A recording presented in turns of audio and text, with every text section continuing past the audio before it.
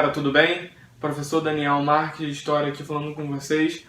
Agora a gente vai falar, beleza? A aula de hoje a gente vai falar sobre família real no Brasil e processo de independência, tá? Daniel, por que colocar dois temas juntos assim? Porque um tema implica diretamente no outro, tá?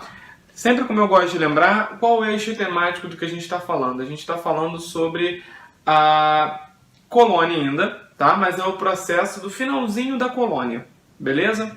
Então, ano que a gente está, né? A gente está em 1808, mas eu vou voltar um pouquinho, tá? A gente está falando do final do século XVIII, ali em 1790, 1794, tá? O que está acontecendo no mundo? Está acontecendo um negócio chamado bloqueio continental. E o que é o bloqueio continental? Na França existe, após a Revolução Francesa, Napoleão Bonaparte assume o poder, tá? E com a ascensão de Napoleão, ele promove o bloqueio continental, que basicamente é uma forma de tentar evitar o comércio, ou seja, o aumento de riquezas e de poder da Inglaterra, principal rival da França naquele momento, né? A França tinha as tropas napoleônicas que poderiam invadir os países, mas ela não poderia invadir a Inglaterra naquele momento, que era mais forte, mais poderosa. Então a forma de tentar enfraquecer a Inglaterra é promovendo uma espécie de bloqueio, chama-se bloqueio continental. O que Napoleão faz?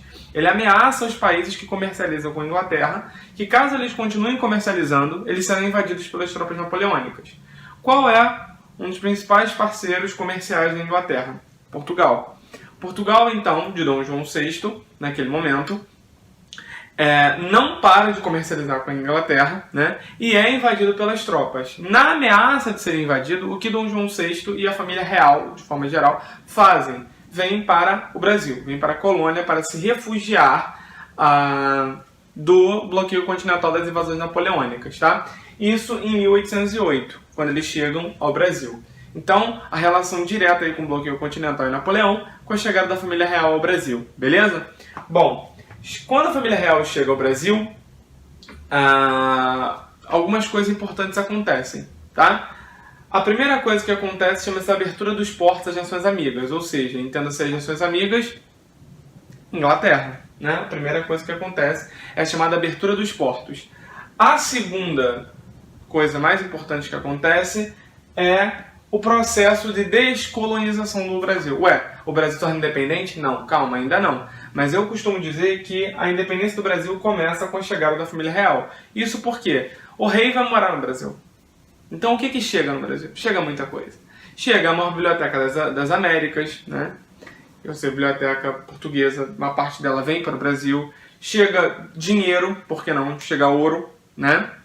Chega a máquina pública, chega a corte, chega a máquina burocrática, chega a advocacia, chega o sistema judiciário, chega o sistema jurídico, policial, ou seja, uma série de instituições políticas que eram portuguesas chegam até o Brasil como forma de se refugiar. Não é um naviozinho que chega, né? São frotas e frotas que chegam refugiando-se no Brasil, né?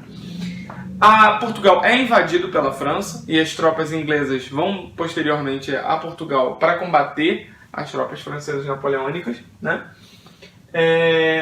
E aí começa o processo de descolonização do Brasil. Isso porque quando a corte vem para cá, ela quer ser tratada como corte. Então acontece um processo de urbanização do Rio de Janeiro, que é escolhido, né, para sede, e dessa forma se torna a capital. Construções como Teatro Municipal, Escola de Belas Artes, vários monumentos à Superintendência de Polícia, a Biblioteca Nacional, a primeira imprensa do Brasil, que é a imprensa régia. Várias instituições começam a ser criadas, uma série de modificações começam a surgir, dando ares de metrópole a uma colônia, né? O rei está lá, ele precisa ser tratado como tal. A corte está lá. Então, se a corte está lá, pelo menos momentaneamente, o Brasil se torna a metrópole, de certa forma, claro, tá? De certa forma, não de forma literal, ainda.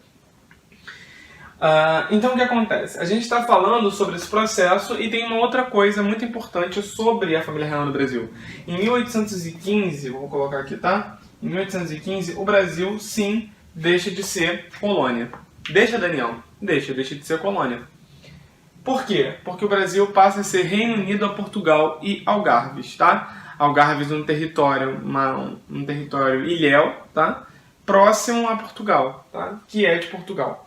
Então o Brasil deixa de ser uma colônia e passa a ser Reino Unido.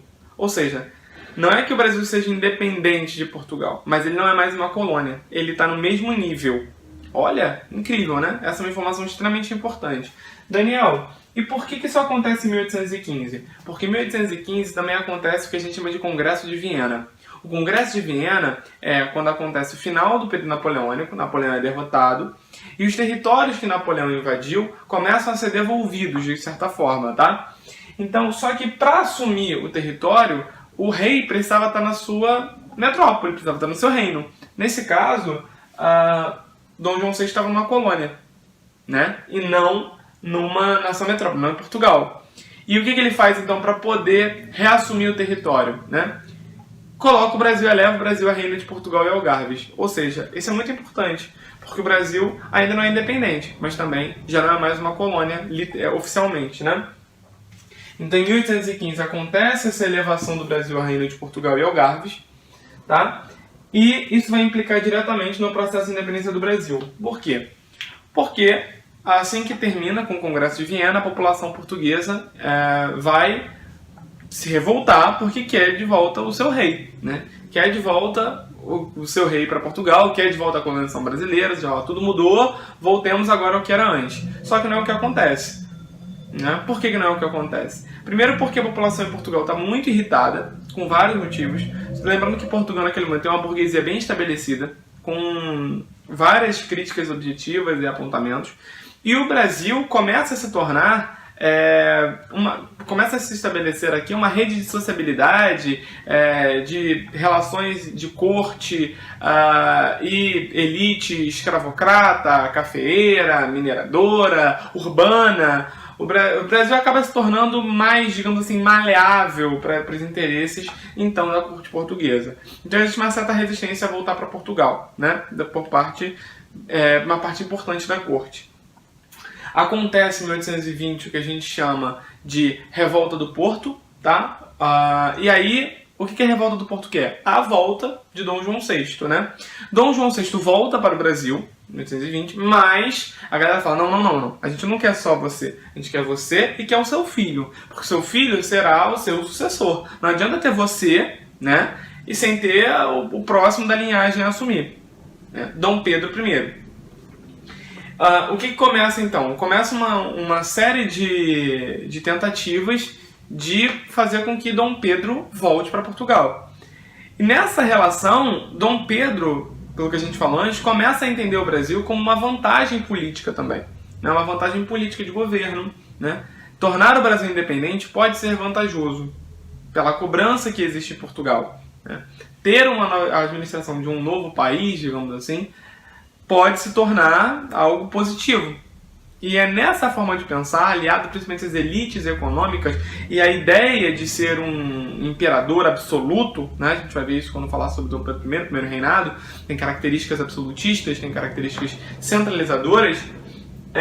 É a partir desse movimento que Dom Pedro I, né, se estabelece no dia do Fico e mais tarde, em 1822, dá início à independência do Brasil. A independência do Brasil oficialmente falando, tá? Então o processo de independência acontece, basicamente, ele começa com a chegada da família real ao Brasil, porque a gente falou sobre o bloqueio continental, sobre como isso acontece, como essas transformações sociais que acontecem no Brasil ajudam ao Brasil ganhar áreas de metrópole, estabelece uma nova sociedade, digamos assim, de corte, né, de relações interpessoais com a corte, relações de interesses, as elites econômicas que se formam no Brasil, que já eram elites econômicas, mas ganham áreas mais metropolitanas, mais digamos assim, de uma sociabilidade cortesã maior, e que vai dar início ao processo de independência. Sempre é importante entender que a independência do Brasil ela não acontece de forma popular, né? É muito importante que a gente faça essa diferenciação, né? Enquanto nos países da América, os demais países da América do Sul que fazem a sua independência por um motivo, pelo próprio povo, né? E por motivos contra-coloniais, né? Como é o caso Uruguai, o que seria Argentina, Peru, Bolívia, esses territórios, que não necessariamente não tinham esse nome, começam a se formar a partir da luta para a expulsão dos espanhóis. Aqui é diferente, né? No Brasil, nosso processo de independência é feito pelo então colonizador, né? O que já mostra a forma concentrada, exclusivista, elitizada do nosso processo político desde a nossa independência, tá? Diferente dos outros países da América do Sul, que tem um apreço maior pela sua ideia de identidade nacional, né? Aqui é um pouco diferente, mas a gente entende por quê. Pela forma como aconteceu, principalmente a independência do Brasil. A gente vai falar sobre também a proclamação da República mais tarde, mas a independência é importante para entender que a nossa imagem de independência é feita pelo próprio colonizador, né? O que é um paradoxo. Que a gente colonizou, se tornou independente, né? Então a independência do Brasil começa dessa forma, tá? Exclusivista, nas mãos de Dom Pedro I, por uma decisão, né? E de uma elite econômica e social que existia no Brasil naquele momento. Em 1822 proclamada a independência do Brasil. Essa independência vai ser reconhecida primeiro pelos Estados Unidos, tá? E mais tarde ela vai ser reconhecida por Portugal. Mas como que vai ser isso? Não é assim tão, né, gratuito. O Brasil vai ter que pagar para Portugal, né?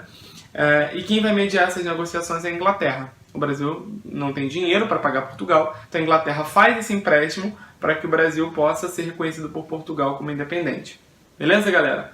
Então, estudem esse eixo temático, foquem nas relações internacionais e nacionais que promoveram a independência do Brasil. Show de bola? Um forte abraço e bons estudos a todos.